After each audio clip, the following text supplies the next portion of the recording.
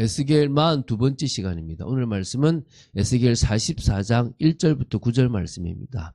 1절부터 3절 말씀을 합독하고 에스겔 44장 1절부터 9절 짧지만 이 말씀을 좀 깊이 있게 볼 수 있는 시간 되기 바랍니다. 그러면 에스겔 44장 1절부터 3절 말씀을 한 목소리로 합독하겠습니다. 그가 나를 데리고 성소의 동쪽을 향한 바깥문에 돌아오시니 그 문이 닫혔더라.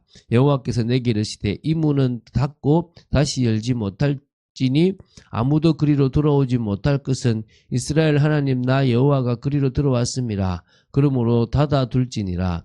왕은 왕인 까닭에 안길로 이 문 현관으로 들어와서 거기에 앉아서 나 여호와 앞에서 음식을 먹고 그 길로 나갈 것이니라. 아멘. 자, 지금 우리 에스겔 40장부터 43장까지 새 성전에 대한 환상을 봤습니다. 새 성전에 뭐가 세워지고 크기가 어떤 건지 사실 참 저희들이 이해 못하는 부분이지만 그게 진짜 성전인 건지 예수 그리스도로 완성된 부분인지는 모르지만 분명히 세워질 그게 정확하게 이거 식양이라고 그러죠. 이제 양식 그게 지금 다 주어졌습니다. 이제 이어서 보게 될 것은 에스겔 44장부터 46장인데 새 제사에 대한 겁니다. 지금으로 말하면 새 예배에 대한 부분이라고 보시면 그 환상입니다. 그래서 새 성전이 주어지는 것은 그것 자체로 이제 의미를 가진다보다는 여기서 하나님이 원하시는 새 제사, 새 예배가 드려져서 비로소 참된 가치를 갖게 된다는 사실을 우리는 알고 있습니다. 그래서 이 구속사의 주역으로 부름받았던 하나님의 백성 이 이스라엘이 대적에게 무참하게 패하고 예루살렘 성전조차도 무너지며 선민들이 우상을 섬기는 이방 땅에 포로로 잡혀가게 되었습니다. 그것은 그들이 성전에서 하나님께 드리는 제사와 예배를 하기는 했지만 그릇된 제사, 그릇된 예배를 하였기 때문입니다. 그래서 바른 제사, 바른 예배의 부재가 하나님과 하나님의 백성의 관계를 단절시켰고 하나님의 공의로우신 심판으로 멸망의 아픔을 겪게 하였던 것입니다. 그래서 하나님의 백성으로 회복하기 위해서는 새 성전이 필요했고 그 새 성전에서는 새 제사, 새 예배가 반드시 필요한 겁니다. 그래서 새 성전 환상에 이어서 이제는 새 제사에 대해서 46장까지 이제 이어지게 되어 있는 겁니다. 그래서 그 중에 오늘은 44장 1절부터 9절입니다. 44장 전체를 보려고 하는데 오늘은 요만큼 보면서 좀 깊이 있게 좀 이해했으면 좋겠습니다. 새 성전에서 새 제사를 수종드는 자에 대한 규례입니다. 성전 바깥뜰에 있는 동문을 폐쇄하였다는 것과 이방인의 성전 출입을 금지했다라는 부분들인데요. 이 새 성전 새 제사에 대한 어떤 규례 중에서 요 부분만 오늘 보고 이제 내일 그 뒤에 부분을 이어서 보도록 하겠습니다. 자, 1절부터 3절입니다. 성전 바깥뜰 동문을 폐쇄한 내용인데요. 천사가 에스겔을 데리고 성전 바깥뜰 이 동문에 이르자 그 문이 닫혔단 말입니다. 그리고 하나님께서 에스겔에게 이 문이 다시는 열리지 않을 것인데 그 이유가 하나님께서 그 문을 통해서 성소로 들어가셨기 때문이라고 설명합니다.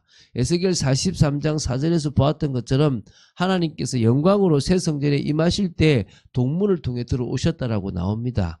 그 사실 자체만으로 동문은 거룩한 문으로 구별되어야 될 이유가 분명히 있는 겁니다. 자, 그래서 이 동문을 왜 폐쇄했냐? 이유는 간단합니다.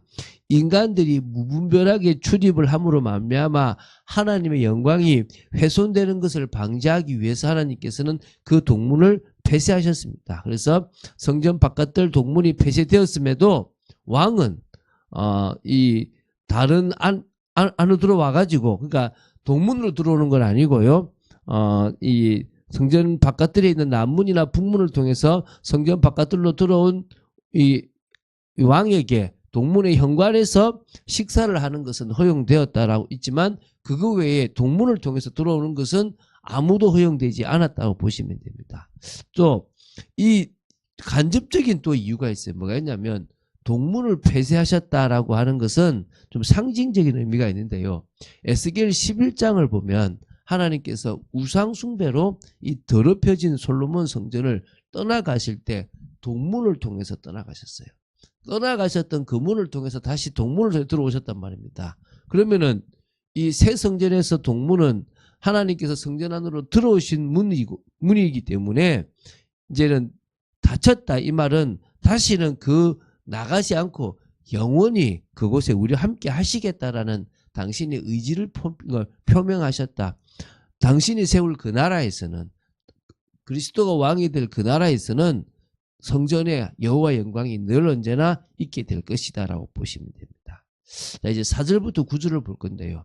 이제 천사가 인도에서 성전 바깥들에 있는 북문을 통해서 성전 바깥들 안으로 이제 재입장하게 된 에스겔이 하나님으로부터 받은 성전과 관련되어 있는 규례와 또 성전 출입에 대한 어떤 규정, 또 할례를 받지 아니한 이방인은 성전 출입을 금지한다라는 규정에 대해서 이야기하는 겁니다. 아니, 우리가 이방인인데 못 들어가냐? 그걸 좀 보겠습니다. 우리 4절, 5절을 먼저 보면요.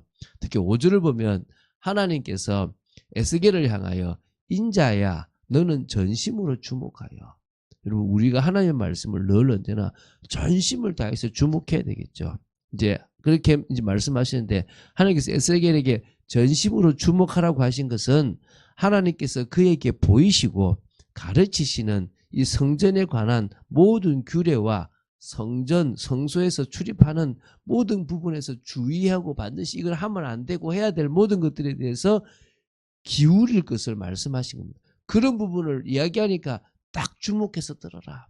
우리가 교회에서요, 성경 말씀을 들을 때 우리는 내게 복이 되거나 나한테 유익되는 말씀을 듣습니다. 그거 외에는요, 잘 잊어버리고 놓쳐버려요. 그런데 그게 아니라 하나님이 중요하다고 생각되시는 걸 들어야 돼요.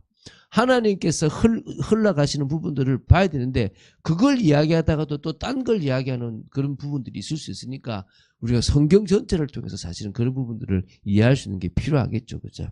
하나님께서 에스겔에게 이렇게 성전에 대한 계시에 대해서 전심으로 주목할 것을 요구한 것은 그가 하나님의 계시를 백성들에게 전해야 될 사명을 갖고 있기 때문인 겁니다. 제가 성경을 계속 보는 이유가 제가 성경을 보지 않으면 제 식대로 해석해서 여러분에게 증가할 거란 말입니다. 목사가 그 구약에도 바른 선지자가 있고 틀린 선지자가 있던 것처럼 이 시대에도 바른 목사가 있고 틀린 목사가 있습니다. 제가 바르다가 아니라 제가 바른 목사가 되기 위해서 부단히 주님 앞에 노력하고 나아가며 하나님이 원하시는 뜻을 전해야 될 거 아닙니까? 내가 원하는 것을 포장해서 전하는 것이 아니라 주님이 원하시는 것을 전달하는 목회자로 서야 될 줄로 믿습니다. 6절부터 8절입니다. 자, 이것은 어떤 거냐면 하나님께서 과거 이스라엘이 이방인들을 출입시켜 성전을 모독한 악행을 지적하신 부분입니다. 더 이상 그런 일을 행하지 말라는 겁니다. 그래서 6절을 보면 하나님께서 이스라엘 족속을 향하여 그들의 모든 가정한 일이 족하다고 말씀하셨습니다. 그래서 이거는 너무나 가정한 일을 더 이상 할 수 없을 정도로 충분히 행했다 이 말인 겁니다. 과거 하나님께서 이스라엘을 심판하시는 것은 이처럼 이스라엘 족속의 가증함이 하나님의 인내의 한계를 넘어서서 심판할 수밖에 없다 이 말이겠죠. 그래서 7절 8절에 보면 왜 그러면은 이 가정한 일을 했냐, 그 중에 하나의 예가 뭐냐, 그게 이제 7, 8절 나오는데요. 할례 받지 않은 이방인들로 하여금 성물의 직분을 행하게 한 것이었습니다. 다시 말하면 유대인만 가능한 게 아니라 할례를 받고 정말 하나님 앞에 믿음으로 나온 누구죠? 룻과 같은 사람, 또 그 외에도 그런 사실은 이런 성경의 인물들 중에서 이방인 출신도 꽤 있단 말입니다.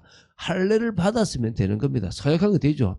그런데 할례를 받지 아니한 그런 사람들을 통해서 뭐냐, 성물의 직분을 담당하는 일을 했다는 거예요. 왜냐하면 레위인들이 이 성물의 직분을 담당한단 말입니다. 그런데 이게 너무 힘든 일이에요. 뭐 문지기, 성전을 청소하는 거, 제단에 필요한 땔감을 준비하는 거, 필요한 물품에 물을 길러 오는 거, 막 그러니까 성전 제사 제도가 유지되기 위해서 여러 힘든 일을 하는데 이게 어떤 부분에서는 되게 노가다와 같은 수준의 일이라는 거예요. 그러니까 쉽게 할 수 있는 일이 아니죠. 그러니까 레위인들이 이거를 자기들 직접 하지 않고 할례 받지 않은 이방인들에게 시킨 거예요.